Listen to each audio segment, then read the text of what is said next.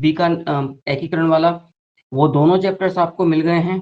और अब मैं 57 से लेकर जनजाति आंदोलन तक का जितना भी पोर्शन आपका पेंडिंग है वो आपको जल्द ही मैटर में आप लोगों को पकड़ा दूंगा।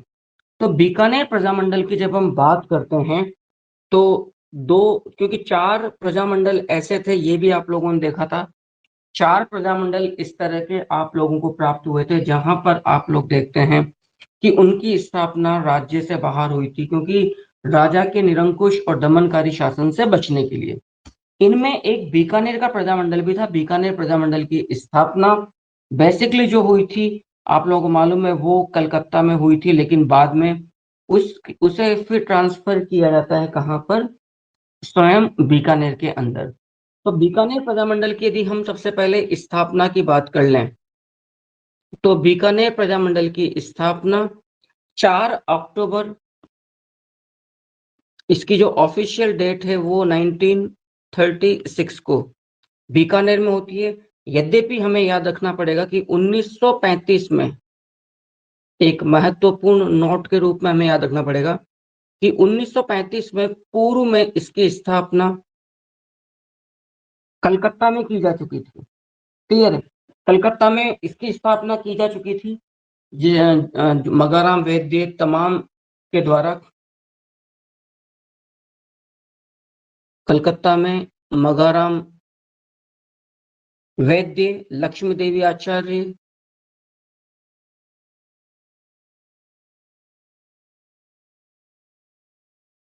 काफी महत्वपूर्ण ये नाम अपने सामने आते हैं। इसके अलावा श्री रामा आचार्य, श्री राम या श्री रामा आचार्य, इनके द्वारा कलकत्ता में स्थापना की जा चुकी थी।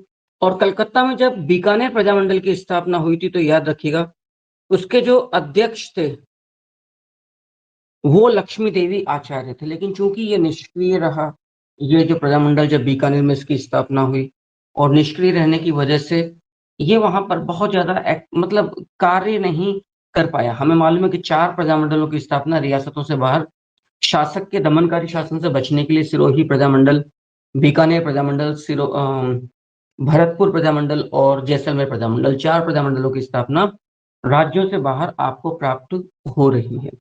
अभी आप यहाँ पर गौर से देखें, बाद में इसकी स्थापना 4 अक्टूबर 1936 को कहाँ पे की गई है? बीकानेर के अंदर की गई है। और इसके जो संस्थापक हैं जरा उन्हें भी गौर से देख लीजिए।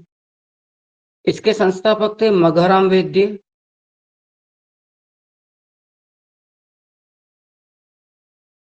बाबू मुक्ता प्रसाद, मघाराम वैद्य, बाबू मुक्ता प्रसाद एवं रघुवर दयाल गोयल। ठीक है साहब, इनके द्वारा बीकानेर प्रजामंडल की स्थापना फिर 4 अक्टूबर 1936 को कहां पे की गई है? कलकत्ता के अंदर ही की गई है। दूसरी जो महत्वपूर्ण जो बात है कि इस समय नरेश कौन है? इस समय नरेश महाराजा गंगा सिंह राठौड़, जिनकी नेचर अपने आप में बड़ी निरंकुश थी। महाराजा गंगा सिंह राठौड़ और उनके सुपुत्र जो उनकी मृत्यु के बाद गद्दी पर आए, महाराजा शार्दुल सिंह राठौड़।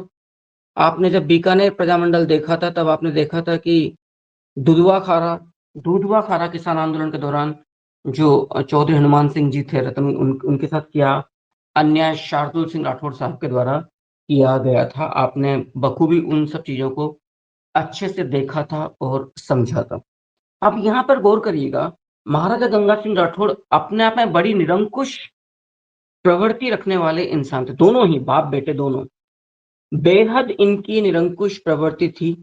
इस बात को याद रखिएगा, हद से ज्यादा जो आपके महाराजा गंगा सिंह राठौड़ साहब हैं। और इसी गंगा सिंह राठौड़ साहब के संदर्भ में कुछ बातें अब आपके लिए जानना अपने आप में महत्वपूर्ण है।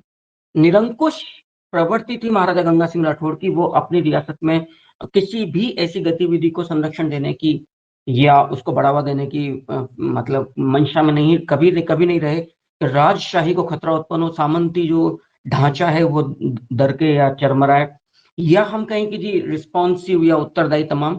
लेकिन इस व्यक्ति का इस नरेश का एक प्रगतिशील और विकासवादी चेहरा और था, जो ब्रिटिश संरक्षण में आकर अंग्रेजों की नजर में अपने आप को बड़ा बड़ा प्रोग्रेसिव बनाना चाहता था, कि वो ये चाहते थे कि मेरे यहाँ पर डेमोक्रेटिक रिपब्लिक जो सिस्टम है वो भी पनप रहा है।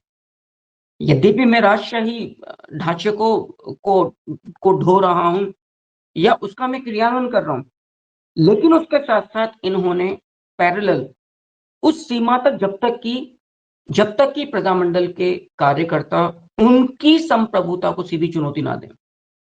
आपने जयपुर प्रजामंडल के संदर्भ में एक बात देखी थी। जयपुर प्रजामंडल मतलब जयपुर रियासत पहली रियासत थी जिसने गैर सरकारी जनता द्वारा निर्वाचित व्यक्ति को राजशाही मंत्रिमंडल में जगह दी थी। मुझे बताइएगा वो व्यक्ति कौन था, किस तारीख को उन्हें संरक्षण दिया गया था, जरा जल्दी से बताइएगा। जयपुर प्रजामंडल में गैर सरकारी जो व्यक्ति थे, जयपुर प्रजामंडल के अंदर जो गैर सरकारी व्यक्ति थे, उनका नाम क्या है, जल्दी करिएगा, क्या नाम है उनका, और उन्हें किस तारीख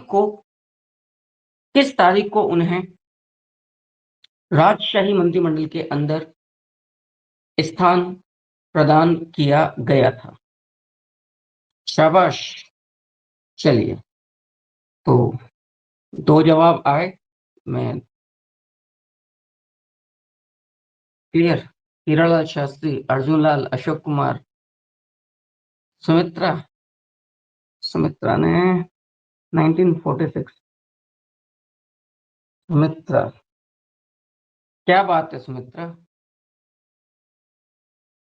correct answer from Sumitra and.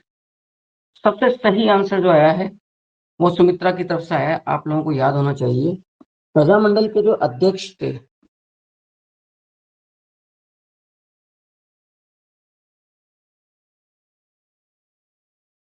देवी शंकर तिवारी, याद रखिएगा, जो प्रजामंडल के अध्यक्ष देवी शंकर तिवारी, इन्हें 15 मई, वेरी गुड सुमित्रा, 1946 को देवी शंकर तिवारी को जयपुर रियासत ने अपने यहाँ पर कैबिनेट के अंदर, राजशाही कैबिनेट के अंदर उन्हें स्थान प्रदान किया था। अभी देखिएगा ये सब चीजें वो हैं, अब इन्हें पढ़ना भैया आपको ही पड़ेगा, मेरे पास भी इस चीज का असल में कोई इलाज नहीं है। मैंने बार बार आपके सामने इन चीजों को इसलिए रिपीट किया। अब उस संदर्भ में देखिएगा कि जयपुर रियासत तो बहुत प्रोग्रेसिव थी। बीकानेर का तो पूरा जो ढांचा था, मारवाड़ का पूरा जो ढांचा था वो सामंती था। उसके बावजूद, याद रखना अब जो मैं कहने जा रहा हूं, उसके बावजूद बीकानेर वो रियासत थी जिसने पहली बार प्रजामंडल को संरक्षण प्रदान किया, जबकि महाराजा गंगा सिंह राठौड़ और उनके सुपुत्र महाराजा शार्दुल सिंह राठौड़ की नेचर बिल्कुल इसके अगेंस्ट में थी।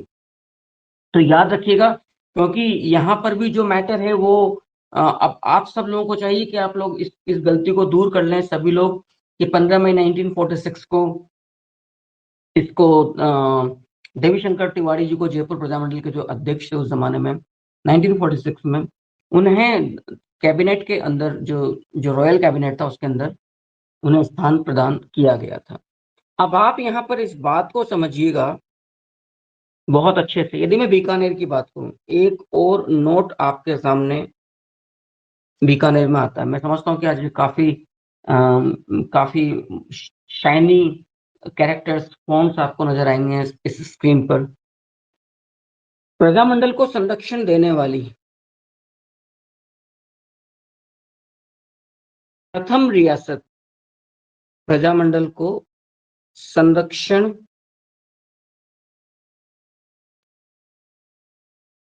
देने वाली प्रथम रियासत,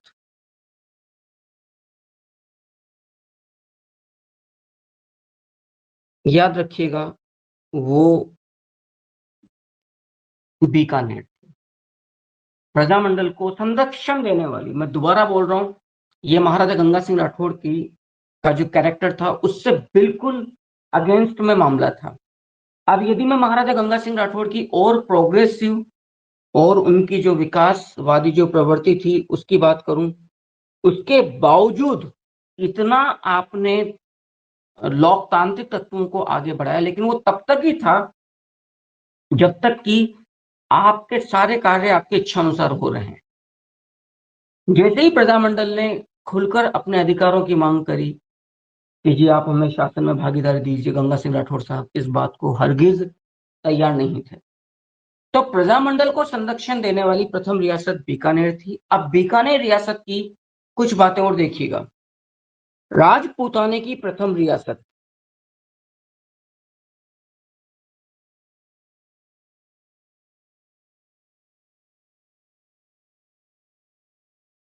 बीकानेर, याद रखिएगा, राजपूताने की प्रथम रियासत बीकानेर थी, जिसने प्रथम रियासत बीकानेर जिसने 1910 में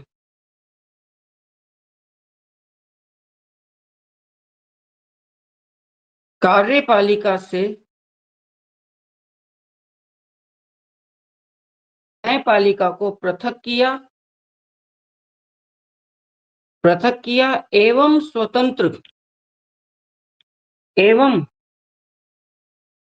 स्वतंत्र न्यायपालिका की स्थापना करी। आप आइडिया लगाइएगा कि ये मैटर कितना महत्वपूर्ण है। आज तक शायद कभी आप लोगों ने सपने में भी नहीं सोचा होगा। बीकानेर की प्रथम मतलब राजपूताने की प्रथम रियासत जिसने 1910 में ही, आप सोचिएगा, प्रथम प्रजामंडल की स्थापना जुलाई 1931 में जयपुर में हो रही है, लेकिन 1910 में इस व्यक्ति ने, महाराजा गंगा सिंह राठौर साहब ने, आपने न्यायपालिका को कार्यपालिका से अलग कर दिया और स्वतंत्र न्यायपालिका की स्थापना करी। कितना अच्छा लग रहा है ना कि कितने अच्छे नरेश थे, लेकिन वास्तव में हकीकत ये है कि ऐसा कुछ भी नहीं था कि इनको वाही वाही मिले। ये तमाम चीजें तब तक ही अच्छी थी, मैं दोबारा बोल रहा हूँ, जब तक कि इनके अधिकार में, इनकी अंडर कस्टडी में वो चीजें चल रही हैं। दूसरी यदि मैं बात करूं, तो पहली बात तो एक आपके सामने ये आई गई। अब यदि हम दूसरी बात को निकालें, जो कैरेक्टर है महाराजा गंगा सिंह राठौर साहब का, संपूर्ण उत्तरी भारत की पहली उत्तरदायी संस्था, क्योंकि मैंने कहा था अभी कि संपूर्ण राजपूताने की प्रथम रियासत जयपुर रियासत थी, जिसने किसी गैर सरकारी या जनता द्वारा निर्वाचित व्यक्ति को, जो प्रधानमंडल के अध्यक्ष थे देवीशंकर तिवारी जी को, उन्हें 15 मई 1946 को कैबिनेट के अंदर उन्हें स्थान प्रदान किया। एक बात का जवाब दीजिएगा आप सभी लोग मुझे, मैं बार बार जो इन चीजों को रिपीट करता हूं, क्या वो आपको लगता है काम की हैं? जिस कदर मैं बार बार इन चीजों को रिपीट करता हूं, बार बार जो बोलता हूं आपके सामने, तो आपको लगता है कि आपके काम का है, मतलब आपको फायदा मिलता है उस चीज से? क्योंकि मुझे लगता है कि इससे मेरी स्पीड काफी कम हो जाती है। उसके बावजूद मैं बोलता हूँ, तो मुझे तो मेरा लॉजिक मालूम है कि मैं ऐसा क्यों बोलता हूँ, कभी ना कभी तो भेजे में घुसेगा यार, क्योंकि ये बड़े बड़े महत्वपूर्ण फैक्ट्स हैं, इनको जनरली हम इतना नहीं दे पाते हैं। और राजपूताने की प्रथम रियासत बीकानेर ही थी, जिसने संपूर्ण उत्तरी भारत की पहली प्रतिनिधि मतलब उत्तरदायी संस्था की स्थापना करी थी। उससे पहले 1910 के अंदर आपने उससे पहले 1910 के अंदर आपने, याद रखिएगा इस बात को, आपने कार्यपालिका से न्यायपालिका को अलग कर दिया था। अब आप देखिएगा, प्रथम रियासत जिसने 1913 में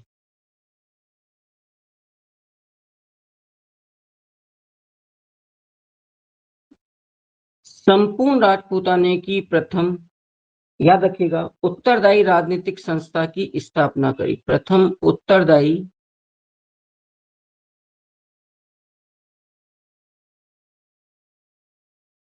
राजनीतिक संस्था की स्थापना करने का जो श्रेय असल में जाता है, वो किसे जाता है? ये संस्था कहलाई प्रतिनिधि सभा।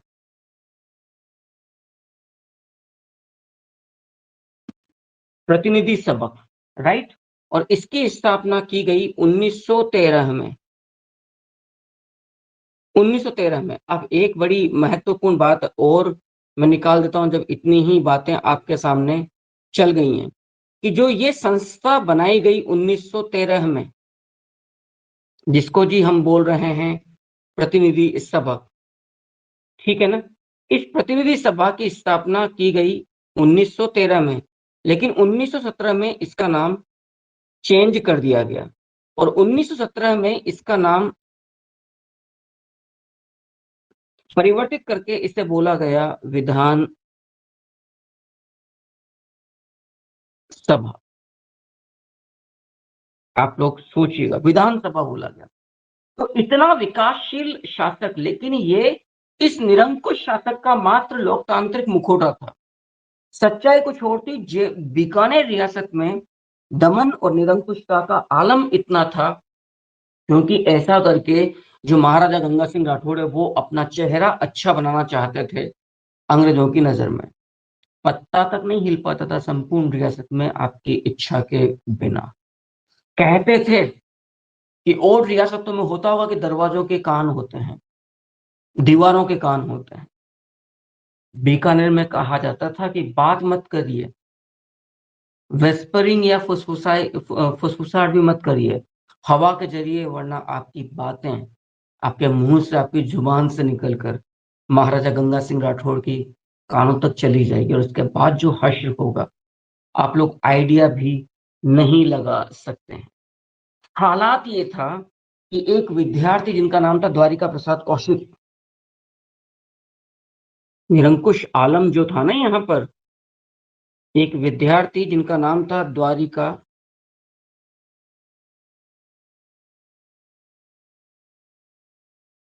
प्रसाद कौशिक, जब उन्होंने क्लास के अंदर अटेंडेंस ली जा रही थी और अटेंडेंस के दौरान आपने यस सर के स्थान पर मात्र जय हिंद का उच्चारण कर दिया, उन्हें पाठशाला से रुखसत कर दिया गया, उन्हें पाठशाला से निकाल दिया गया। ये मामला था, याद रखिएगा इस बात को।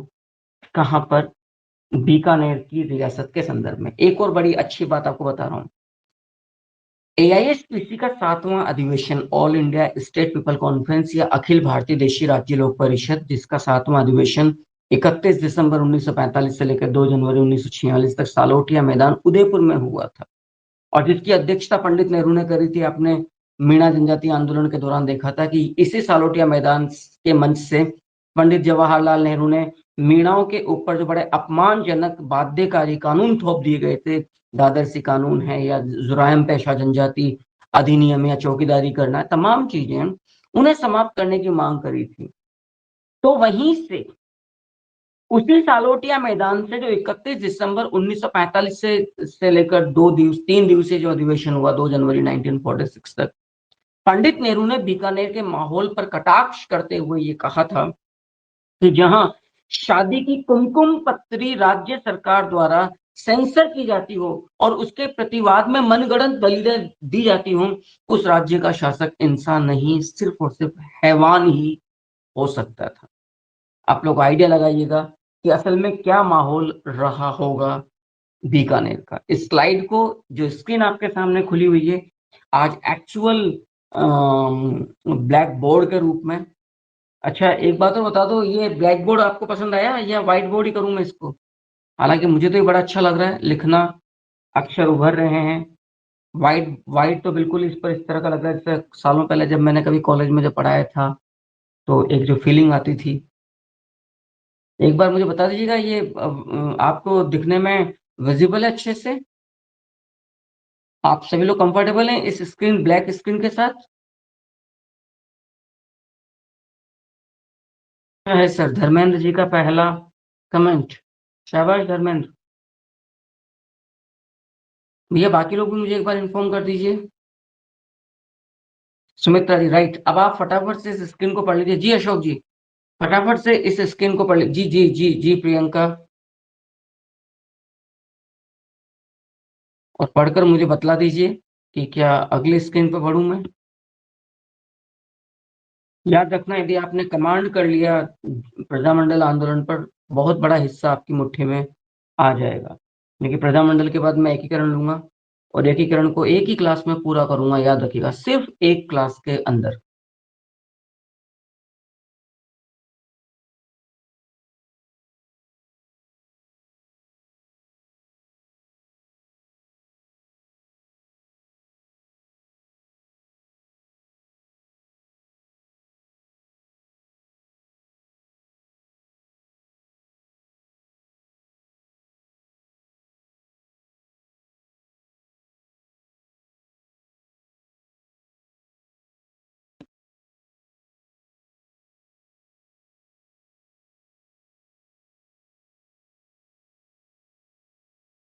आगे बढ़ जाऊं?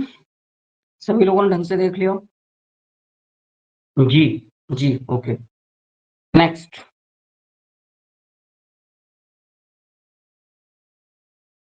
चलिएगा। अब यहाँ पर निरंकुश शासन तो अपनी जगह पर था। अब आप समझ सकते हैं, आप बखूबी यहाँ पर इस बात का आइडिया लगा सकते हैं कि वो हालात क्या होंगे कि प्रजामंडल की कार्यवाही को बीकानेर से बाहर शुरुआत में कलकत्ता में ले जाया गया। तो आप उस बात का आइडिया अब यहाँ पर अच्छे से समझ सकते हैं। लेकिन इसके साथ साथ ये बात भी आप लोग याद रखिएगा, इसके साथ साथ लेकिन अ, जो अपने जो अपने ये तमाम घटनाएं घटती रही, इनके साथ साथ यहाँ पर राजनीतिक चेतना का भी कार्यक्रम आगे बढ़ता रहा। अब ये राजनीतिक चेतना किस रूप में आगे बढ़ी, अब उसका भी एक जो जो नजारा है आप उसे देखते चले जाइएगा। देखिएगा, सबसे पहले यहाँ पर राजनीतिक चेतना के नाम पर सर्वहितकारिणी सभा की स्थापना की जाती है।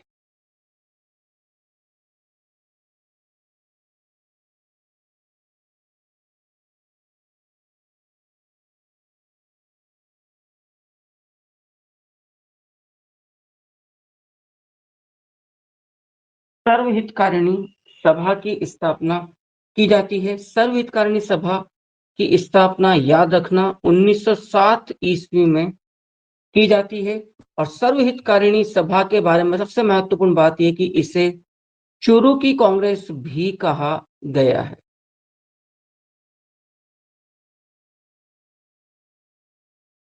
इसे चुरू की कांग्रेस भी कहा गया है, सर्वहितकारिणी सभा को। एक बात तो ये महत्वपूर्ण हो गई। दूसरी बड़ी बात दोबारा देख लीजिएगा, 1907 में सर्वहितकारिणी सभा की स्थापना चूरू की कांग्रेस के रूप में स्वामी गोपाल दास जी के द्वारा की जाती है।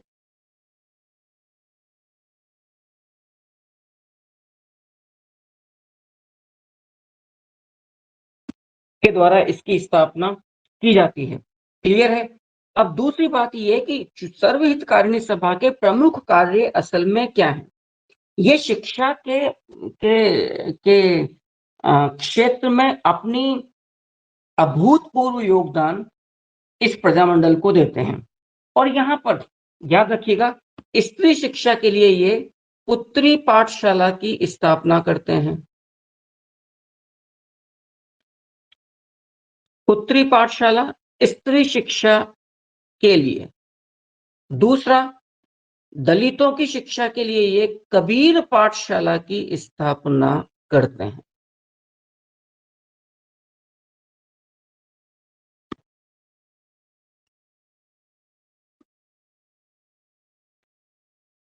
दलितों की शिक्षा के लिए कबीर पाठशाला एवं स्त्री शिक्षा के लिए याद रखिएगा ये पुत्री पाठशाला की स्थापना करते हैं। अब आपको यहाँ पर यह भी देखना है कि बीकानेर के अंदर जो जन चेतना का श्रेय है वो किसको जाता है। बीकानेर में जन चेतना के अग्रदूत असल में कौन कौन लोग हैं। एक तो हैं कन्हैयालाल ढूंढ और एक है स्वामी गोपाल दास।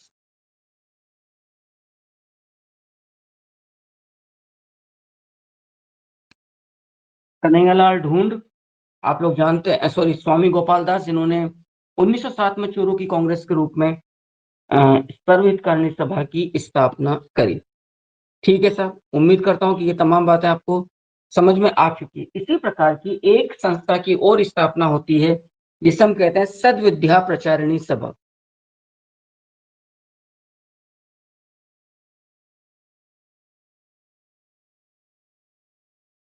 सद्विद्या प्रचारिणी सभा, जरा मुझे जल्दी से बताइएगा, ये नाम पहले कहां पर आया है, इससे मिलता जुलता, या ये नाम जिसको आप कहते हैं सद्विद्या प्रचारिणी सभा, ये नाम इससे पहले आपके सामने कहां पर आया है? इसकी स्थापना 1920 ईस्वी में बीकानेर के अंदर ही की जाती है। और यहाँ इसका जो प्रमुख कार्य है वो क्या है, ये 2 नाटकों का मंचन करते हैं, धर्म विजय एवं सत्य विजय, बीकानेर के अंदर इस रियासत में। और इन नाटकों ने उस जमाने में जन चेतना को आरंभ करने में भयंकर धूम मचाई थी।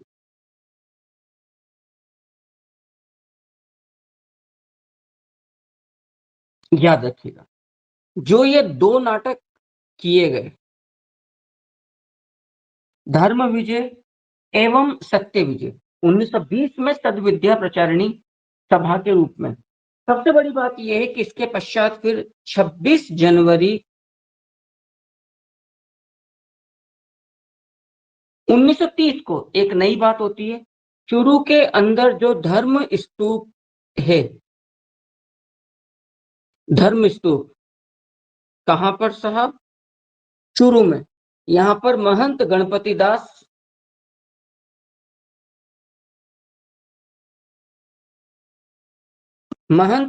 दास, चंदमल बहड़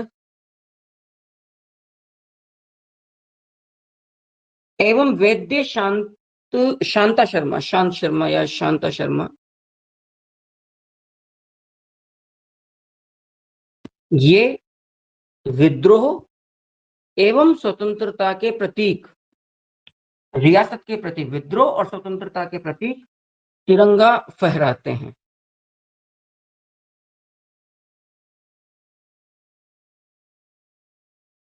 याद रखिएगा, तिरंगा फहराते हैं 26 जनवरी 1930 ईस्वी को।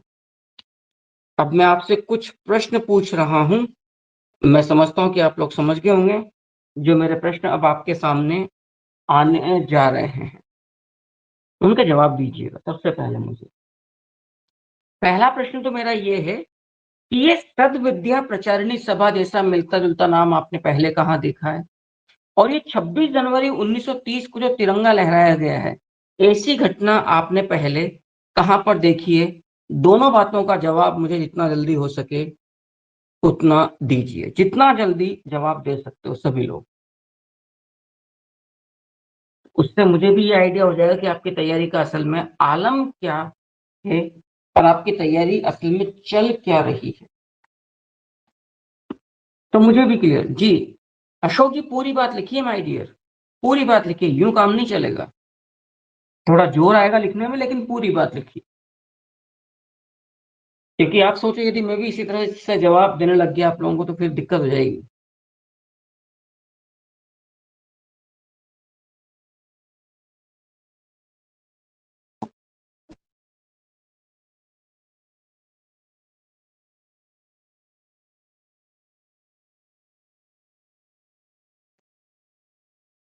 26 जनवरी 1930। जी अशोक, सुमित्रा, सुमन, प्रियंका, धर्मेंद्र, अशोक। अशोक जी का तो जवाब आ गया है। आज विजेंद्र एब्सेंट है, जनरली विजेंद्र एब्सेंट होते नहीं है, लेकिन फिर भी वो आज एब्सेंट है। भैया बाकी लोग भी मुझे जवाब दीजिएगा फटाफट से।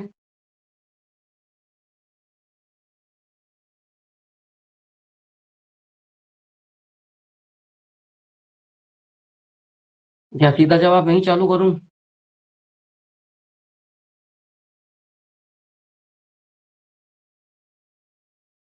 आइडिया नहीं है सर। सर मंडी है वो। अच्छा अशोक, तो अशोक आप जानते हो क्या इन्हें, विजेंद्र को आप परिचित हो?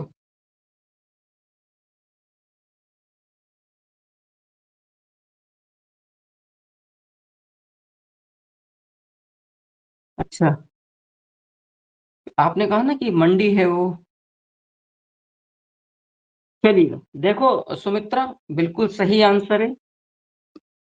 यस, याद रखिएगा भैया, जो तिरंगा लहराने वाली जो बात है,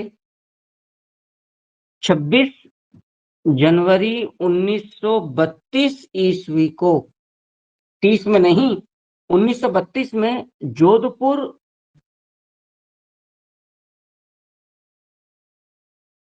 प्रजामंडल के कार्यकर्ता।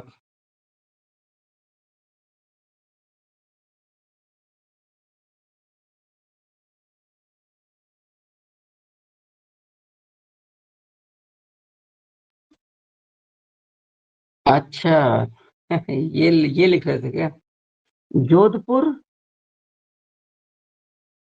प्रजामंडल के कार्यकर्ता छगनराज चौपासनी वाल ने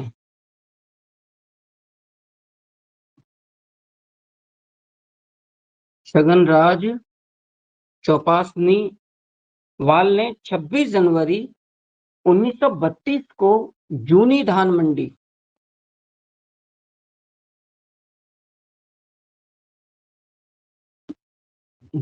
मंडी में तिरंगा फहराया था।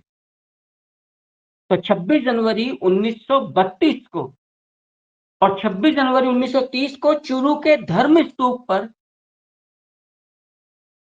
महंत गणपति दास, चंदमल बहड़ एवं वैद्य शांता शर्मा के द्वारा तिरंगा लहराया गया था। उम्मीद करूंगा कि अब आप लोगों से ऐसी गलतियां ना हो, इन चीजों को आप लोग याद रखें। मैंने दूसरा प्रश्न पूछा सद्विद्या प्रचारिणी सभा के संदर्भ में कि इससे मिलता जुलता नाम आप लोगों ने और कहां देखा। सद्विद्या प्रचारिणी सभा से मिलता जुलता नाम आपने इसके पहले कहां देखा? सर फर्स्ट टाइम यही क्या? याद रखिएगा, आप लोगों को जानकारी होनी चाहिए, बिजोलिया किसान आंदोलन में विजय सिंह पथिक ने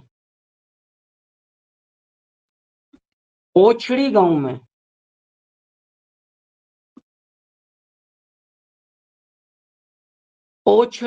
में विद्या प्रचारिणी सभा की स्थापना की थी। आई थिंक आप सब लोग चौंक हो रहे हो। विद्या प्रचारिणी सभा की स्थापना की थी उसी के वार्षिक अधिवेशन में 1915 ईस्वी में साधु सीताराम दास ने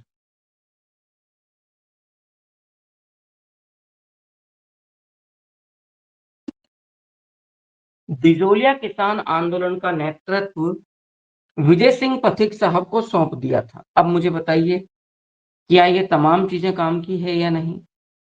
क्या ये तमाम चीजें मुझे साथ के साथ लेनी चाहिए, नहीं लेनी चाहिए?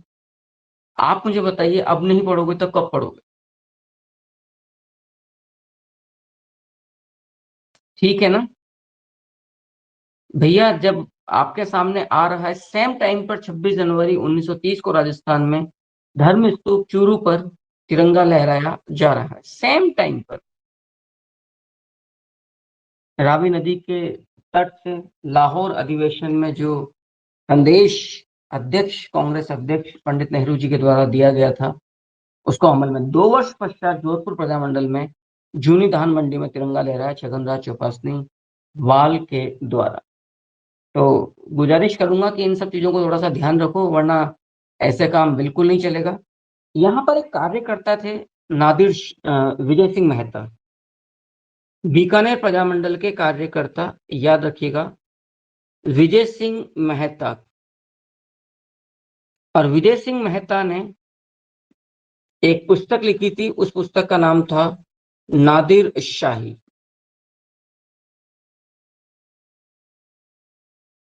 उस पुस्तक का नाम था नादिर शाही। मेरा दोबारा प्रश्न है, गरीबों की आवाज, ये बात ही बताइएगा, गरीबों की आवाज नामक पुस्तक, गरीबों की आवाज नामक पुस्तक किसके द्वारा लिखी गई थी? गरीबों की आवाज नामक पुस्तक, जिस समय द्वितीय गोलमेज सम्मेलन हो रहा था 1931 में, second round table conference London में, आप जानते हो उसके अंदर भाग लिया था किसने? कांग्रेस ने। तो बीकानेर के महाराजा गंगा सिंह राठौड़ भी उसमें उपस्थित हुए थे और अपनी इस प्रकार की राजनीतिक गतिविधियों, प्रशासनिक कदमों के द्वारा वो वाहवाही लूट रहे थे कि एक राजशाही परिवार के होने के बावजूद इन्होंने अपनी रियासत में 1910 के अंदर न्यायपालिका को कार्यपालिका से अलग कर दिया। 1913 में आपने एक नई संस्था की स्थापना करी जो प्रतिनिधि सभा कहलाती, जो जिसको बाद में जाके 1917 में विधानसभा बोल दिया गया। उसी टाइम पर बीकानेर प्रजामंडल के कार्यकर्ताओं के द्वारा एक पर्चा तैयार किया गया जिसका नाम था बीकानेर एक दिग्दर्शन।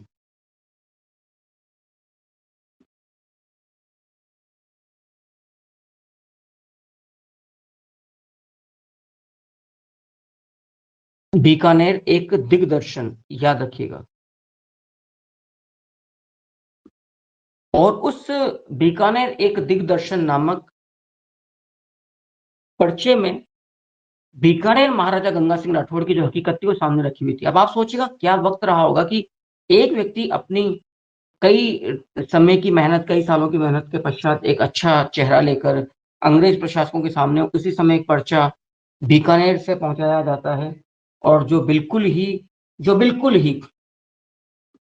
उल्टी बात रख रहा है, असलियत रख रहा है बीकानेर महाराजा के रूप में। और इस बात से बड़े तिलमिलाए, बहुत ज्यादा तिलमिलाए कौन? बीकानेर महाराजा गंगा सिंह राठौड़।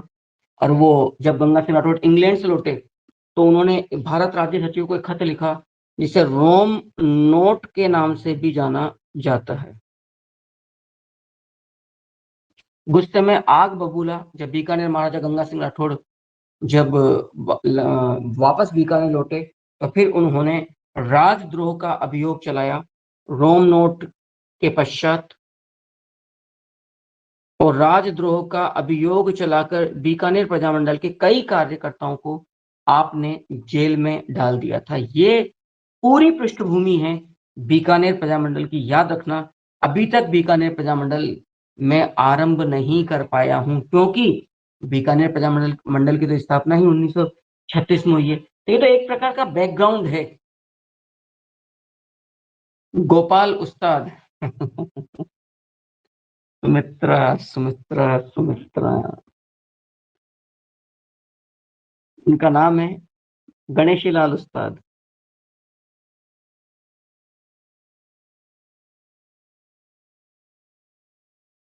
जिनके द्वारा पुस्तक लिखी गई है गरीबों की आवाज। फिर भी अच्छी बात है कि आपने गोपाल से ही सही याद तो रखा।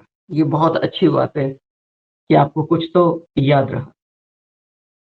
हाँ, वो बिल्कुल मैं समझ गया, गणेशी लाल उस्ताद, इनके द्वारा पुस्तक लिखी गई थी गरीबों की आवाज। इस बात को याद रखिएगा। अब हम बीकानेर प्रजामंडल की गतिविधियों को देखेंगे। उसके पहले आप सब लोग मुझे कंफर्म कर दीजिएगा, सबसे पहले मुझे कंफर्म कर दीजिए इस वाली स्लाइड को भी पढ़ के, स्क्रीन को पढ़कर, कि अच्छे से समझ में आया है या नहीं आया है। देख लीजिए, पढ़ लीजिए। इसके बाद मैं बीकानेर प्रजामंडल पूरा करूंगा, फिर धौलपुर, फिर मेवाड़।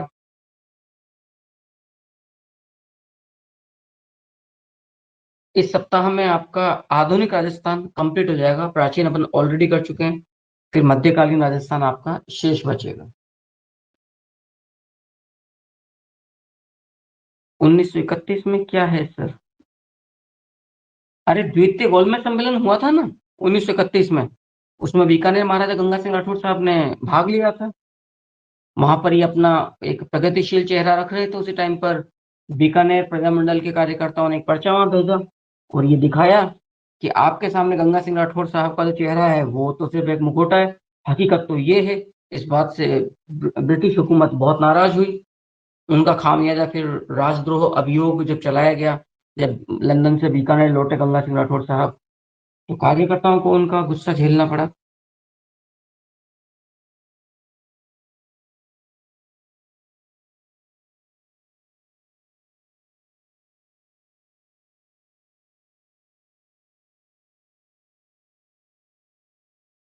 चलिए आगे बढ़ जाऊं। धर्मेंद्र, सुमन, अशोक एंड सुमित्रा जी। जी, आप लोगों ने यहाँ तक का पढ़ लिया है तो चलिए सर, नेक्स्ट। अब हम इनकी गतिविधियां जो है इस रियासत, इस प्रजामंडल की, उन गतिविधियों को अब हम लोग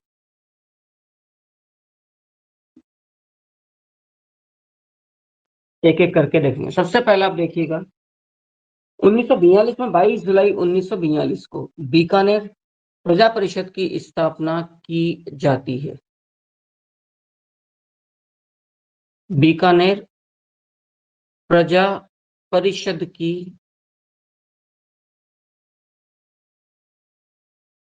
स्थापना 22 जुलाई 1942 को कार्यकर्ता रघुवर दयाल गोयल, आप लोग जानते हो कि रघुवर दयाल गोयल संस्थापक भी थे बीकानेर प्रजामंडल के।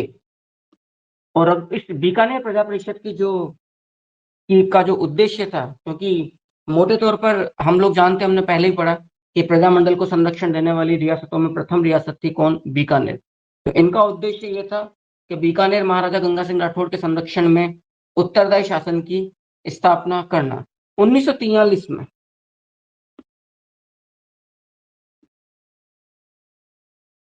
1943 में महाराजा गंगा सिंह राठौड़ की मृत्यु हो जाती है।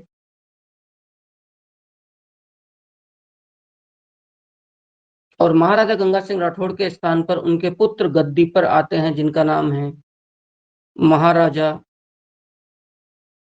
शार्दुल सिंह राठौड़।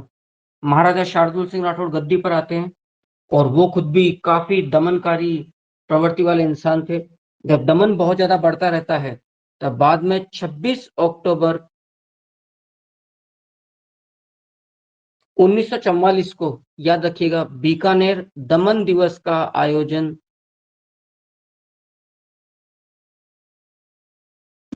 किया जाता है। बीकानेर दमन दिवस का आयोजन 26 अक्टूबर 1944 को किया जाता है। इसी समय एक प्रसिद्ध हत्याकांड यहाँ पर घटित होता है जिसका नाम है रायसिंह नगर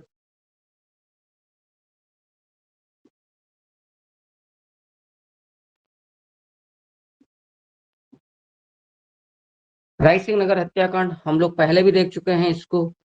बीकानेर किसान आंदोलन के दौरान 1 जुलाई 1946 को श्री गंगानगर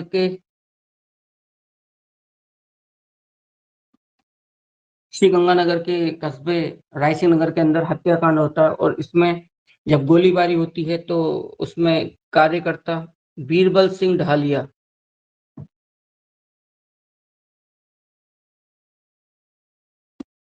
की मृत्यु होती है, हत्या होती है।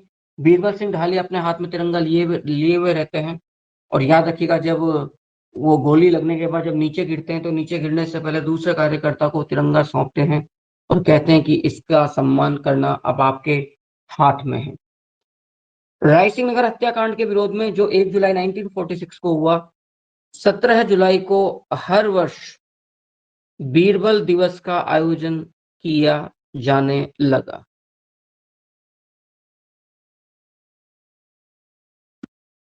बीरबल दिवस का आयोजन किया जाने लगा, याद रखिएगा, 17 जुलाई 1946 को। हमने पहले भी पढ़ा था कि रायसिंह नगर हत्याकांड की जांच के लिए AISPC ने, all India state people conference या अखिल भारतीय देशी राज्य लोक परिषद ने अपनी तरफ से गोकुल भाई भट्ट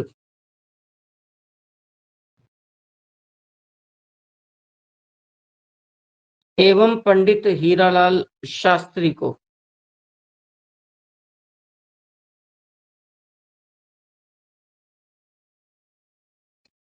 गोकुल भाई भट्ट एवं पंडित हीरालाल शास्त्री को आपने, याद रखिएगा, रायसिंह नगर भेजा इस हत्याकांड की जांच के लिए। क्लियर है? इसके पश्चात इसी प्रजामंडल में पहले भी आप लोग देख चुके हैं, क्योंकि प्रजामंडल लगभग समाप्ति की तरफ है। फिर एक कांगड़ कांड भी होता है रतनगढ़ के अंदर। कांगड़ मारपीट कांड होता है। ये 1 नवंबर 1946 या 29 अक्टूबर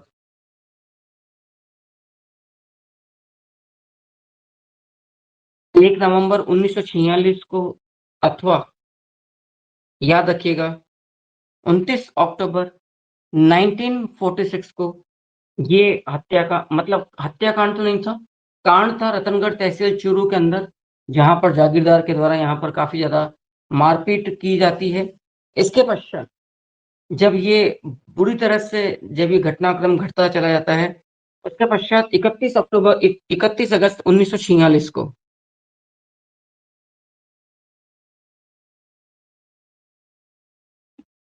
31 अगस्त 1946 को जो महाराजा शार्दुल सिंह राठौड़ है, ये कुछ संवैधानिक कदम या सुधार करते हैं।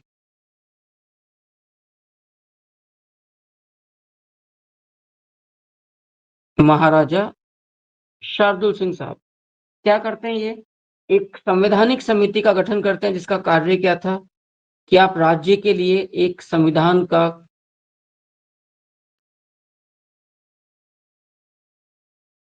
निर्माण करोगे। तो संविधान समिति संविधान का निर्माण करेगी और एक समिति का और स्थापना होती है, जिसको कहा जाता है मताधिकार समिति, जो ये तय करेगी कि मतदाताओं का निर्वाचन योग्यता क्या क्या होना चाहिए। तो ये एक प्रकार की लीपापोती करना था, जो हत्याकांड जो जो दमन प्रजामंडल कार्यकर्ताओं पर किया गया, ध्यान भटकाने वाली बात थी। इसी टाइम पर एक और विवाद जन्म ले लेता है बीकानेर के अंदर, जिसको हम कहते हैं रियासती ध्वज संबंधी विवाद।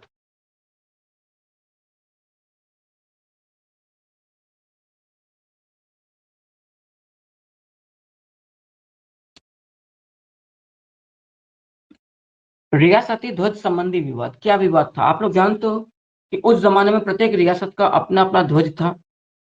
उनके लिए वो मान मर्यादा आन बान शान का मामला था। लेकिन प्रजामंडल के कार्यकर्ता रियासती ध्वज को कुछ नहीं मानने को तैयार थे, और ये बात गलत थी, कारण कि आप खा रियासत के साथ रहे हो, आपकी निष्ठा अब तक वहां पे रही। आपने तिरंगे को, जो ब्रिटिश हुकूमत से लड़ने का जो प्रतीक चिन्ह था, उसको अपना अपना नेशनल सिंबल माना। अब प्रजामंडल के कार्यकर्ता भी गलत नहीं है, क्योंकि नरेश तो खुद पार्श्विक आतताई जो ब्रिटिश गवर्नमेंट है, ब्रिटिश हुकूमत है, उसके संगी साथी बने हुए हैं। तो निश्चित तौर पर रियासती ध्वज को समर्थन देने का मतलब है कि we they are going to support to British government. तो उन्होंने प्रजामंडल के कार्यकर्ताओं ने, क्योंकि प्रजामंडल आंदोलन basically all India state people conference द्वारा प्रेरित था। All India state people conference Congress का एक आनुषंगिक संगठन था।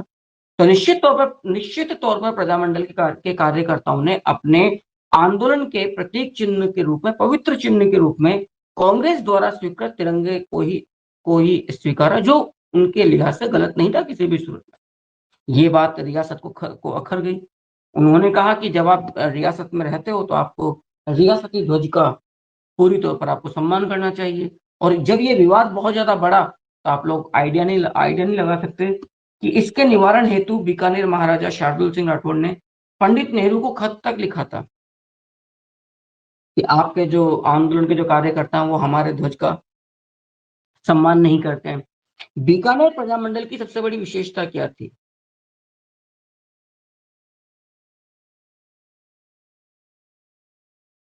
बीकानेर प्रजामंडल की सबसे बड़ी विशेषता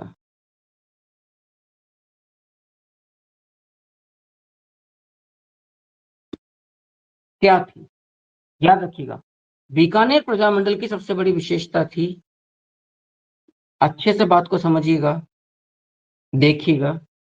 सबसे बड़ी जो विशेषता थी वो मंदिरों में अछूतों के प्रवेश को लेकर चलाया गया आंदोलन। याद रखना इस बात को, मंदिरों में अछूतों के प्रवेश संबंधी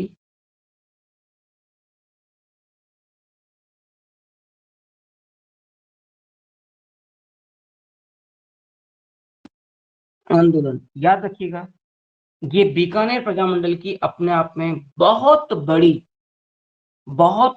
अपने आप में विशेषता थी। और ये बात और मैं बतला दूं कि बीकानेर के अंदर ये बात भी आप लोग याद रखिएगा कि मोहम्मद अली जिन्ना ने बीकानेर महाराजा शार्दुल सिंह राठौड़ को हनुवंत सिंह राठौड़ के साथ साथ और जैसलमेर नरेश महाराजा जवाहर सिंह भाटी और उनके पुत्र गिरधर सिंह भाटी जी के साथ साथ बीकानेर को भी प्रस्ताव दिया था कि आप भी सम्मिलित हो जाइए पाकिस्तान में, आपको स्वतंत्र रियासत की हैसियत दी जाएगी और आपको तमाम तरह से साथ में रखा जाएगा। ये बीकानेर प्रजामंडल आपका समाप्त होता है। 2 दिवस यहाँ पर आपने प्रमुख तौर पर पढ़े, वो मैं आपके सामने रख देता हूँ। एक तो है बीकानेर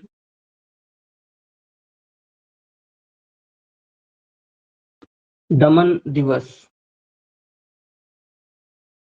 और एक है बीरबल दिवस। तो जो बीकानेर दमन दिवस है वो 26 अक्टूबर 1944 को होता है, और ये जो बीरबल दिवस है रायसेनगर हत्याकांड के विरोध में, जो 1 जुलाई 1946 को हुआ था, उसके विरोध में 17 जुलाई 1946 से इसका आयोजन होता है। एक बार आप लोग पढ़े, उसके पहले मैं घटनाक्रम को दोबारा रिपीट कर देता हूँ आपके सामने, ताकि आपको इजीली चीजें याद हो जाएं। सो बीकानेर परिषद की जो स्थापना है वो 22 जुलाई 1942 को आप रघुवर दयाल गोयल के नेतृत्व में आप लोग देख रहे हैं। 26 अक्टूबर 1944 को बीकानेर दमन दिवस का आयोजन किया गया, बीकानेर महाराजा शार्दुल सिंह राठौड़ के अत्याचारी शासन के विरोध में। उसके बाद 1 जुलाई 1946 को रायसीनगर हत्याकांड होता है, और इसके विरोध में 17 जुलाई को बीरबल दिवस मनाया जाता है। 1 नवंबर 1946 या 29 अक्टूबर 1946 को कांगड़ कांड होता है।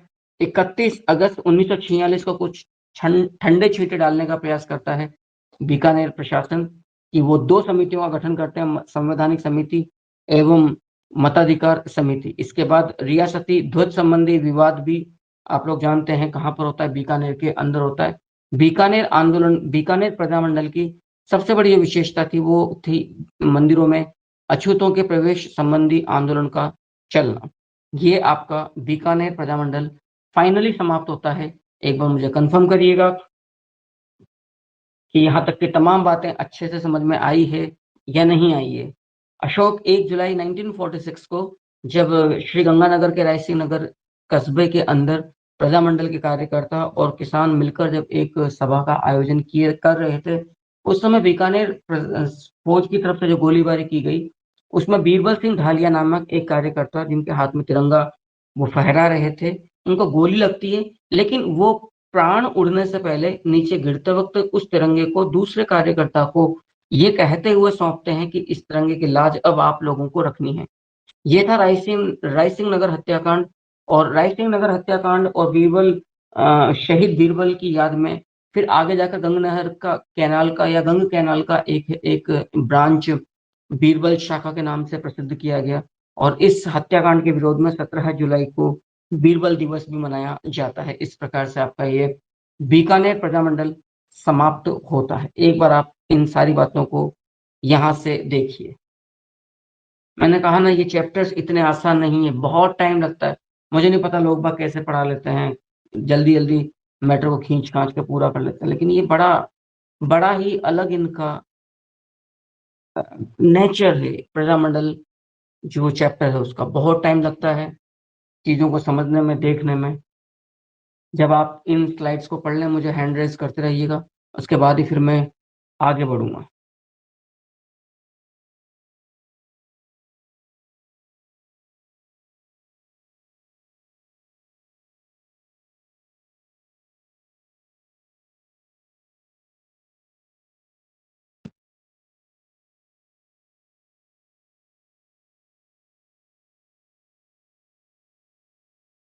जी सुमित्रा।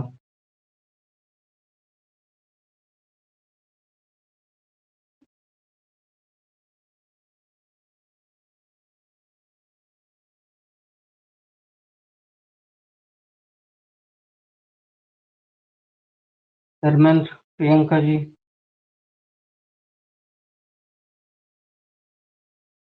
जी अशोक।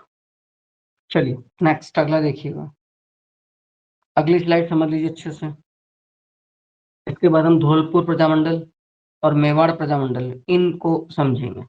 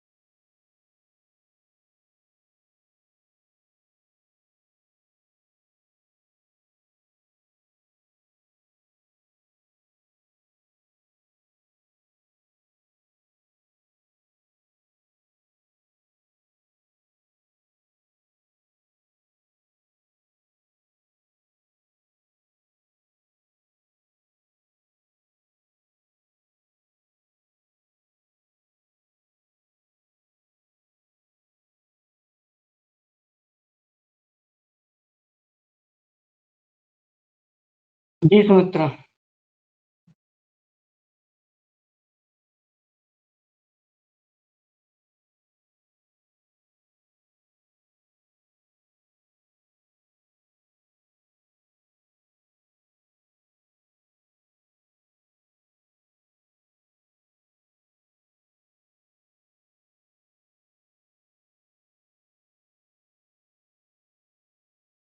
नेक्स्ट, इस वाले को देख लीजिए अच्छे से।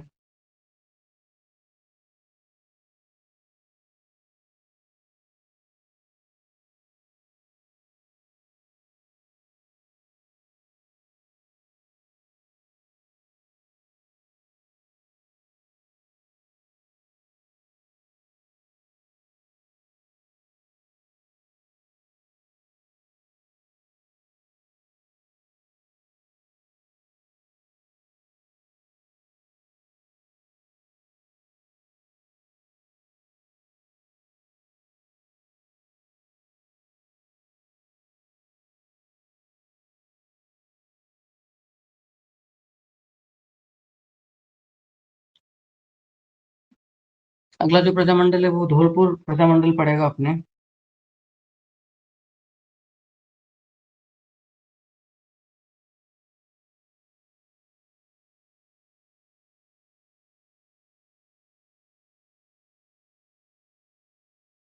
राइट। बाकी लोग भी एक बार देख लीजिए और मुझे कंफर्म करिएगा।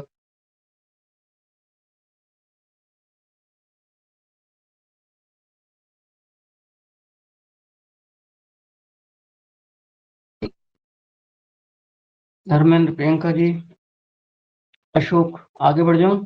राइट, नेक्स्ट है ये। अगला जो प्रजामंडल है अपना, याद रखिएगा, मैं धौलपुर प्रजामंडल अब आपके सामने ले रहा हूं।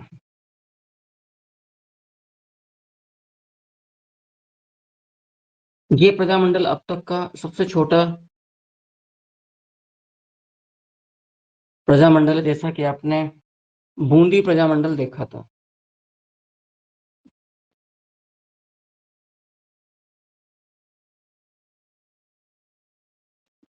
धौलपुर प्रजामंडल भी कुछ उसी नेचर का है। इसकी स्थापना 1936 में की गई है। किस किस के द्वारा? कृष्णदत्त पालीवाल,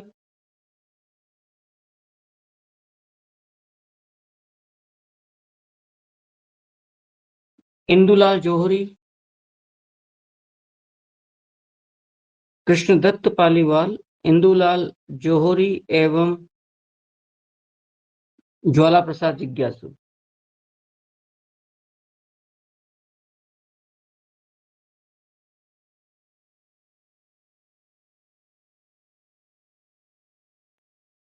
एवं ज्वाला प्रसाद जिज्ञासु, इनके द्वारा, याद रखिएगा, इनके द्वारा स्थापना, मतलब ये धौलपुर जो प्रजामंडल है, इनके द्वारा स्थापित हुआ है इन 1936 एडी।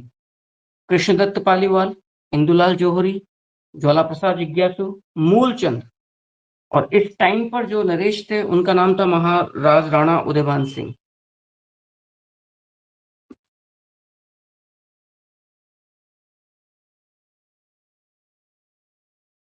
महाराजा महाराज राणा उदयभान सिंह धौलपुर प्रजामंडल के जो प्रथम अध्यक्ष थे, उनका नाम है कृष्णदत्त पालीवाल।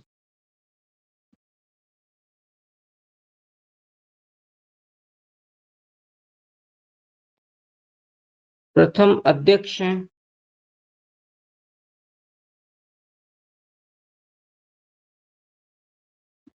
याद रखिएगा, कृष्णदत्त पालीवाल। अच्छा, यहाँ पर कुछ बातें धौलपुर प्रजामंडल में बड़ी अच्छी रही। पहली बात तो यदि हम देखें कि यहाँ पर जन जागरण के अग्रदूत कौन थे इस प्रजामंडल के अंदर। धौलपुर प्रजामंडल में जन जागरण के अग्रदूत कौन कौन है? तो एक तो है यमुना प्रसाद, और एक है ज्वाला प्रसाद जिज्ञासु।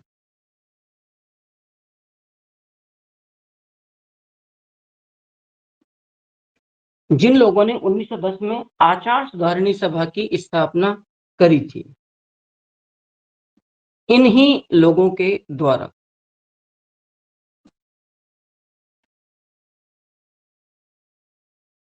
नाइनटीन 10 में आचार सुधारिणी सभा की स्थापना की गई थी। याद रखिएगा, 1910 के अंदर। 1934 में इन्होंने एक संस्था की और स्थापना करी, यहीं पर धौलपुर के अंदर। 1934 में नागरी प्रचारिणी सभा। इन तमाम सभाओं का जो उद्देश्य था वो जन जागृति उत्पन्न करना, जन जागरूकता पैदा करना और अपने राजनीतिक अधिकारों को पहचान कर रियासत के विरुद्ध पूरी मानसिकता के साथ जनता को खड़ा करना। 1936 में महात्मा गांधी के पद चिन्हों पर चलते हुए ज्वाला प्रसाद जिज्ञासु के द्वारा हरिजनोद्धार नामक कार्यक्रम आरंभ किया गया।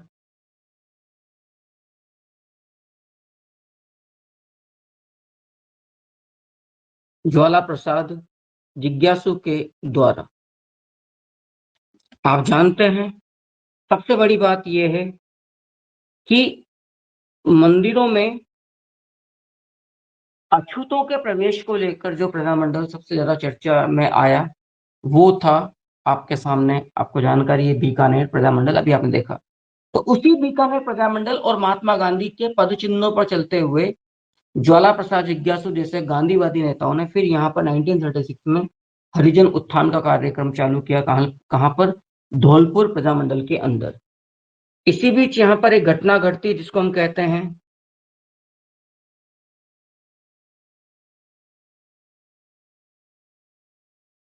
तसीमो हत्याकांड। 12 नवंबर 1946 का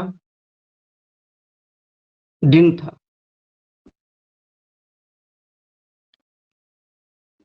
12 नवंबर 1946 का दिन था जब नीम के पेड़ पर तसीमो, धौलपुर के अंदर तसीमो नामक गांव में नीम के पेड़ पर जो तिरंगा लहराया हुआ था उसको उतारने के लिए जो पुलिस थी वो पहुंचती है। और वहां पर जो सभा चल रही थी नीम के पेड़ के पास में, वो सभा पुलिस की इस कार्यवाही का विरोध करती है कि आप पेड़ से तिरंगा नहीं उतार सकते हैं। पुलिस लाठीचार्ज करती है, लेकिन कार्यकर्ता मानने को तैयार नहीं रहते। तब प्रथम कार्यकर्ता छतर सिंह परमार और उसके पश्चात ठाकुर पंचम सिंह कुशवाहा, ये अपने सीने पे गोली खाते हैं। कहा जाता है कि एक एक कार्यकर्ता खड़ा होता है, गोली खाता है और ढेर होता चला जाता है। इस प्रकार से यहाँ पर तसीमो हत्याकांड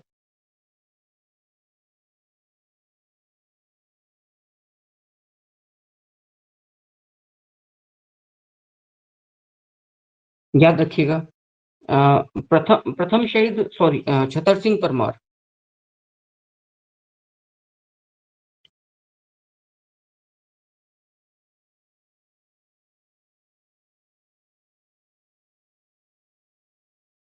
छतर सिंह परमार और जो द्वितीय जो शहीद है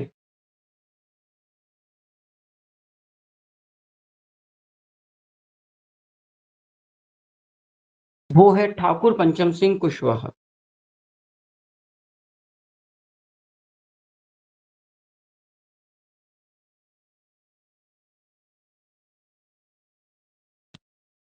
याद रखिएगा, ठाकुर पंचम सिंह कुशवाहा ये मिलकर पहली गोली, प्रथम जो जो गोली है वो छतर सिंह परमार अपने सीने पर लेते हैं, द्वितीय जो गोली लेते हैं ठाकुर पंचम सिंह कुशवाहा लेते हैं। इस प्रकार से 12 नवंबर 1946 को बहुत, मतलब क्या कहना चाहिए इस बात को, दर्दनाक ये हत्याकांड सामने होता है 12 नवंबर 1946 को तसीमो हत्याकांड के रूप में। इस प्रकार से आपका तसीमो हत्याकांड भी कंप्लीट होता है। बताइए मतलब धौलपुर प्रजामंडल भी कंप्लीट होता है। इसके बाद जो अगला प्रजामंडल मैं आपके सामने लेने जा रहा हूँ, वो प्रजामंडल है आपका मेवाड़ प्रजामंडल।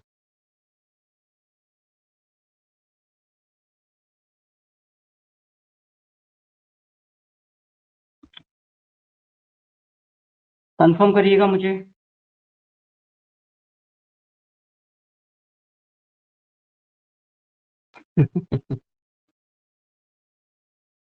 अशोक, क्या बात पूछी आपने। मुझे बताइएगा पहली बात तो कि यहाँ तक की बात समझ में आई नहीं आई।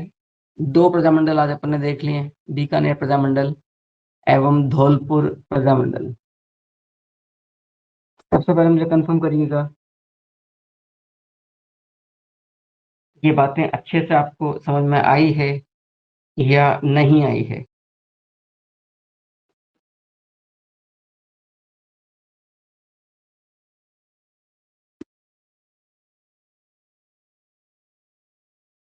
And Sumitra, exact.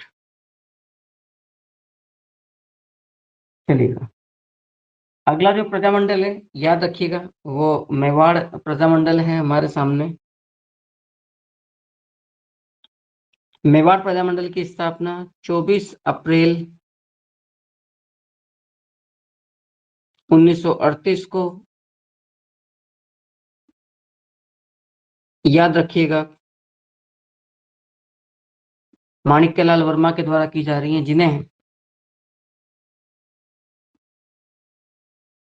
राजस्थान में जन आंदोलनों का जनक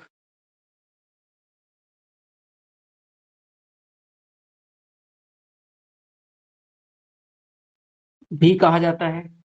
माणिक्यलाल वर्मा के जो राजनीतिक गुरु हैं उनका नाम है विजय सिंह पथिक। आपने एक पुस्तक लिखी थी मेवाड़ का वर्तमान,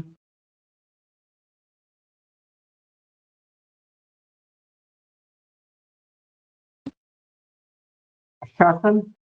प्रथम जो अध्यक्ष थे मेवाड़ प्रजामंडल के वो थे बलवंत सिंह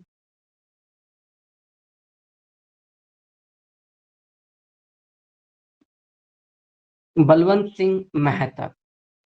सो आप अच्छे से इस बात को समझ सकते हैं, देख सकते हैं। आपने मैं माणिक्यलाल वर्मा जी के बारे में दो तीन बातें और क्लियर क्लियर कर दूं आपके सामने, ताकि फिर आपको दिक्कत नहीं रहे। बिजूलिया किसान आंदोलन में आपने गीत लिखा था पंछीड़ा, और एक गीत आपने और लिखा था अर्जी। अर्जी गीत कब लिखा था और क्यों लिखा था, बताइएगा। माणिक्यलाल वर्मा ने अर्जी गीत क्यों लिखा था और कब लिखा था? धर्मेंद्र, सुमित्रा, अशोक।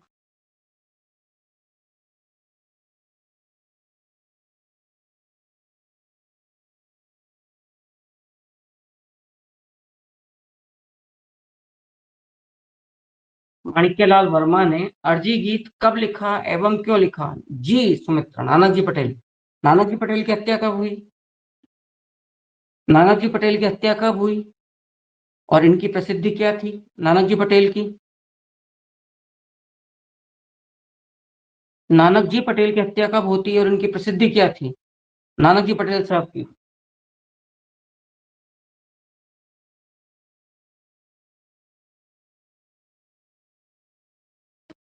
जल्दी जल्दी जल्दी।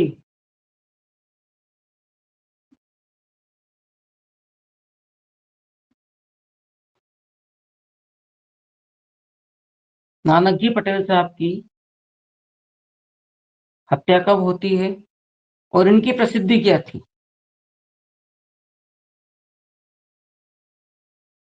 2 अप्रैल 1923 ईस्वी को नानक जी पटेल की हत्या कप्तान इकराम हुसैन के द्वारा बरड़ या बूंदी किसान आंदोलन में होती है, और इनकी प्रसिद्धि राजस्थान का प्रमुख शहीद एवं दक्षिणी राजस्थान के आदिवासियों और किसानों के प्रेरणा स्रोत के रूप में थी। एक बात, इनकी स्मृति में माणिक्यलाल वर्मा ने अर्जी नामक गीत लिखा था, नानक जी पटेल। सो याद रखिएगा इस बात को। तो ये यहाँ पर अर्जी नामक गीत लिखा गया है। ये बात भी आप लोग याद रखिएगा। तो 11 मई 1938 को सबसे पहला जो धमाका किया जाता है, 11 मई 1938 को मेवाड़ प्रजामंडल को रियासत गैर कानूनी घोषित कर देती है। लीजिए,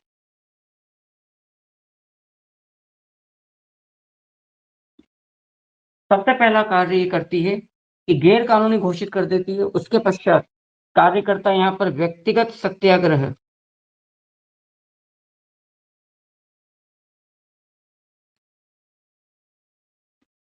का आयोजन करते हैं। व्यक्तिगत सत्याग्रह का आयोजन मेवाड़ प्रजामंडल में, याद रखिएगा, विजयादशमी के दिन 2 अक्टूबर 1938 को इस गैर कानूनी जो किया गया इसके विरोध में।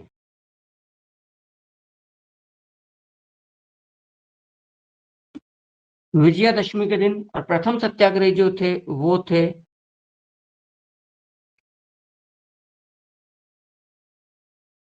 रमेश चंद्र व्यास। माणिक्यलाल वर्मा इस समय अजमेर में थे, तो वो व्यक्तिगत सत्याग्रह में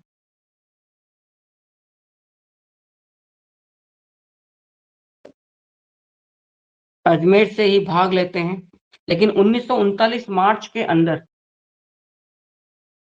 मिस्टर एम के गांधी, मोहनदास करमचंद गांधी की सलाह पर इस व्यक्तिगत सत्याग्रह को वापस ले लिया जाता है मेवाड़ प्रजामंडल के द्वारा। एक बार जल्दी से देखिएगा, इस स्क्रीन को मुझे कंफर्म कर दीजिए, इसके बाद मैं नेक्स्ट स्क्रीन पर आऊंगा।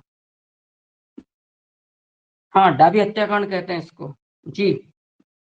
धर्मेंद्र, डाबी हत्याकांड कहते हैं, बिल्कुल सही बात है। 2 अप्रैल 1923 का जो है।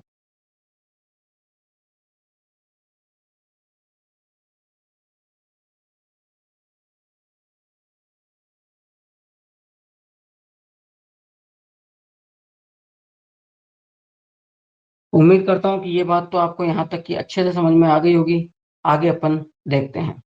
इसके बाद यहाँ पर सविनय अवज्ञा आंदोलन, बिल्कुल गांधीवादी तर्ज पर, यहाँ पर मेवाड़ प्रजामंडल में सविनय अवज्ञा आंदोलन आरंभ किया जाता है।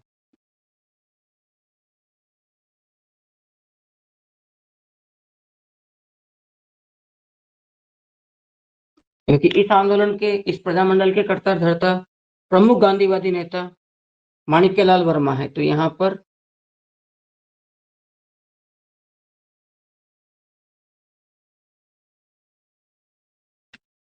सविनय अवज्ञा आंदोलन आरंभ किया जाता है 11 अक्टूबर 1938 को। कहां से? नाथ द्वारा से।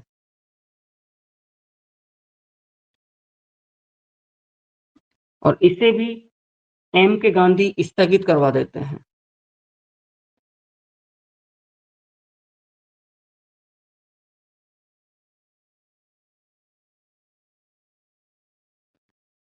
सविनय अवज्ञा आंदोलन को भी। इसके पश्चात 12 फरवरी 1939 को देवली से माणिक्यलाल वर्मा को गिरफ्तार कर लिया जाता है।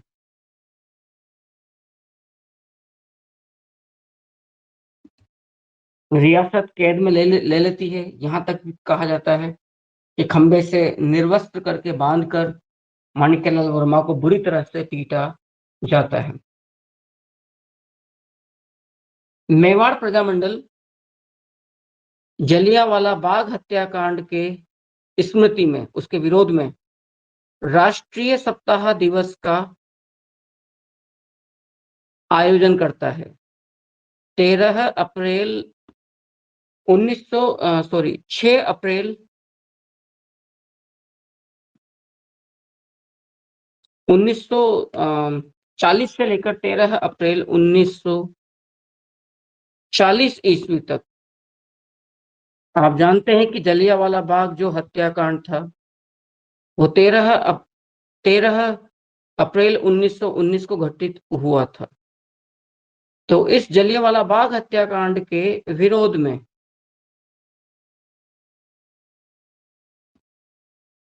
13 अप्रैल 1940, मतलब 6 अप्रैल 1940 से 13 अप्रैल 1940 के बीच में जो मेवाड़ प्रजामंडल है वो राष्ट्रीय सत्ता दिवस मनाता है। इसके बाद एक महिला सम्मेलन का आयोजन होता है जिसे हम कहते हैं भीलवाड़ा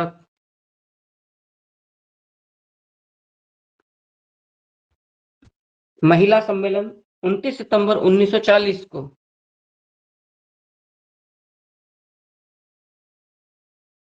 सुभद्रा देवी की अध्यक्षता में के नेतृत्व में भीलवाड़ा महिला सम्मेलन ठीक उसी प्रकार से होता है जिस प्रकार से 25 अप्रैल 1934 को शेखावाटी किसान आंदोलन में श्रीमती उत्तमा देवी और श्रीमती किशोरी देवी के नेतृत्व में 10,000 महिलाओं का महिला सम्मेलन का आयोजन हुआ था। इस मेवाड़ प्रजामंडल का प्रथम अधिवेशन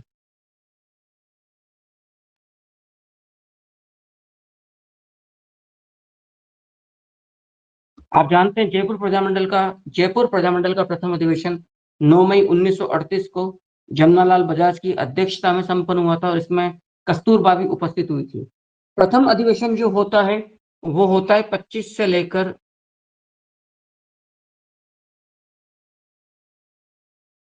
26 नवंबर 1941 को प्रथम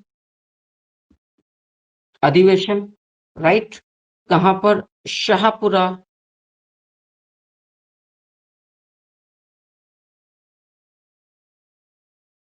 हवेली में। और इसकी अध्यक्षता कौन करते हैं? इस समय अध्यक्ष हैं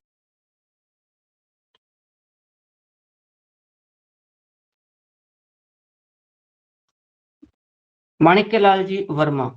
और यहाँ पर उपस्थित प्रमुख कांग्रेसी नेता कौन कौन हैं? याद रखिएगा, विजय लक्ष्मी पंडित एवं आचार्य JB कृपलानी। बताइएगा मुझे, विजय लक्ष्मी पंडित आपने पहले कहाँ पढ़ी है?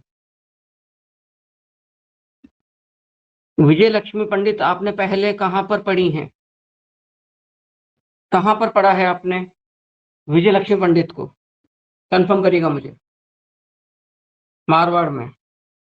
मारवाड़ में अशोक जी कहाँ पढ़ा था मारवाड़ में? आपको जानकारी होनी चाहिए कि नवंबर 1938 में जोधपुर की यात्रा करी थी जो विजय लक्ष्मी पंडित हैं। इसके पश्चात ये बात भी याद रखना कि भारत छोड़ो आंदोलन का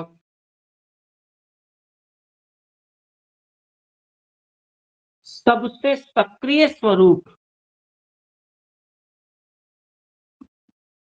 मेवाड़ प्रजामंडल के द्वारा ही आयोजित किया गया था। सबसे ज्यादा सक्रिय मेवाड़ प्रजामंडल के द्वारा आयोजित किया गया था। जबकि आप जानते हैं कि जयपुर के अंदर एक समझौते के तहत भारत छोड़ो आंदोलन का क्रियान्वयन हुआ था जिसमें यह कहा गया था कि आप महाराजा विरोधी कार्यवाही नहीं करोगे, रियासत को ठेस नहीं पहुंचाओगे। बदले में रियासत ने वायदा किया था कि हम दमनकारी कार्य नहीं करेंगे और द्वितीय विश्व युद्ध के प्रयासों में अंग्रेजी हुकूमत का साथ नहीं देंगे। लेकिन यहाँ पर भारत छोड़ो आंदोलन बड़े सक्रिय रूप में उपस्थित होता है। 21 नवंबर 1943 को 3,000 भीलों का एक सम्मेलन होता है जिसको आप कहते हैं नांदेश्वर महादेव मंदिर सम्मेलन।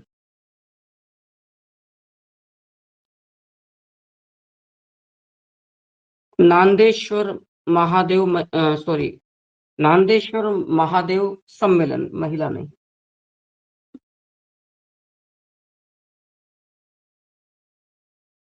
जबकि आपने देखा था कि 5 अक्टूबर 1936 को बरड़ या बूंदी किसान आंदोलन का अंत हुड़ेश्वर जो महादेव मंदिर था देवली के अंदर, उसके द्वारा बूंदी किसान आंदोलन का अंत हुआ था।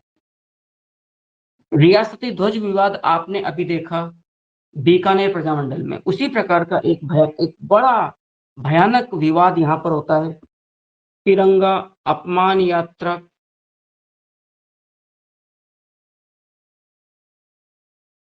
एवं शहीद शव यात्रा, ये दो बड़ी हृदय विदारक घटनाएं यहाँ घटती हैं। शहीद शव यात्रा मेवाड़ प्रजामंडल में, असल में यहाँ पर भी वही बात होती है कि जो प्रजामंडल है वो रियासती ध्वज का सम्मान नहीं करके तिरंगे का सम्मान करते हैं। तो जब जो यहाँ पर जो सामंती ढांचा था मेवाड़ रियासत के अंदर, जो सरदार थे, जो प्रशासक थे, उन्होंने तिरंगे का अपमान किया, तो प्रजामंडल के कार्यकर्ताओं के द्वारा तिरंगा अपमान यात्रा निकाली गई। और जब वो तिरंगा अपमान यात्रा निकल रही थी उदयपुर के घंटाघर के आसपास, वहां पर मेवाड़ क्षत्रिय परिषद के कार्यकर्ता पहुंचते हैं, जो असल में वहां के मेवाड़ के सामंती सरदार होते हैं, और वो गोलीबारी करते हैं। इस गोलीबारी के अंदर दो कार्यकर्ता शहीद हो जाते हैं, शांतिलाल एवं आनंदीलाल।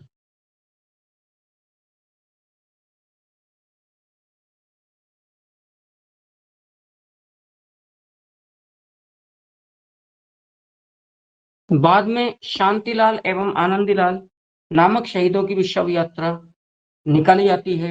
याद रखिएगा कहाँ पर, मेवाड़ प्रजामंडल के अंदर। तो ये बातें एक बार देखिएगा, इस स्लाइड को भी देखिएगा, अच्छे से पढ़ लीजिए। पढ़कर मुझे, हाँ, वहाँ जेंटलमैन्स एग्रीमेंट हुआ था 1942 में जयपुर के अंदर। धर्मेंद्र, सुमित्रा और अशोक, इस पूरी स्क्रीन को ढंग से पढ़कर बताइए कि मेवाड़ यहाँ तक का समझ में आया है या नहीं आया है। इसके बाद मेवाड़ प्रजामंडल अपन समाप्त करेंगे, उसके साथ ही आज की क्लास भी का भी एंड आपका हो जाएगा।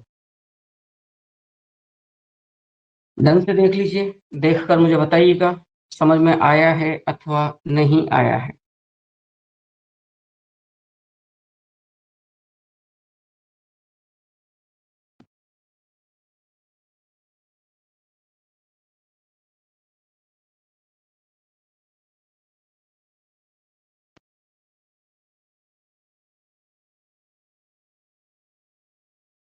जी धर्मेंद्र, सुमित्रा, राइट। नेक्स्ट आप देखिएगा, अब यहाँ पर एआईएसपीसी का, जो मैं बार बार कहता आ रहा हूँ आपको अभी तक, एआईएसपीसी का अधिवेशन मेवाड़ में होता है। याद रखिएगा, एआईएसपीसी का अधिवेशन 31 दिसंबर 1945 से 2 जनवरी 1946 तक सालोटिया मैदान उदयपुर में होता है।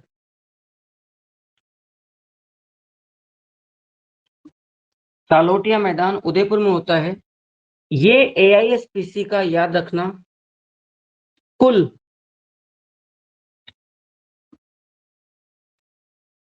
7वां अधिवेशन था, जबकि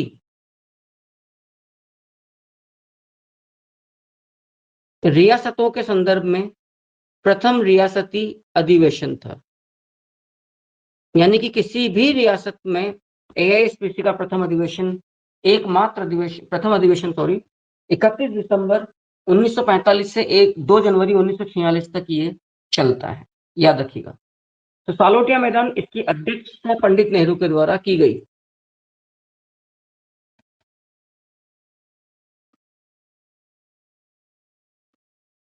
और यहां से साफ संदेश पहुंचाया गया, याद रखिएगा, रियासत को, कि आपको उत्तरदायी शासन की स्थापना फाइनली करनी ही होगी। असल में इसके बाद देश आजाद होता है और अप्रैल 1947 में मेवाड़ हुकूमत को भी समझ में आ जाता है कि बदलते रुख में, फिर बाद में जो महाराणा भूपाल सिंह गद्दी पर रहते हैं इस समय,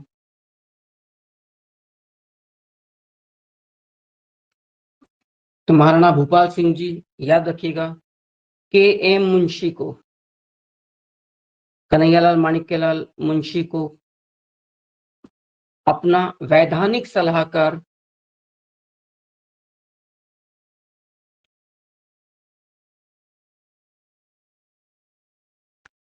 नियुक्त कर देते हैं, वैधानिक सलाहकार इन्हें नियुक्त कर देते हैं, जो और इनके द्वारा जो संविधान निर्मित किया जाता है के.एम. मुंशी के द्वारा,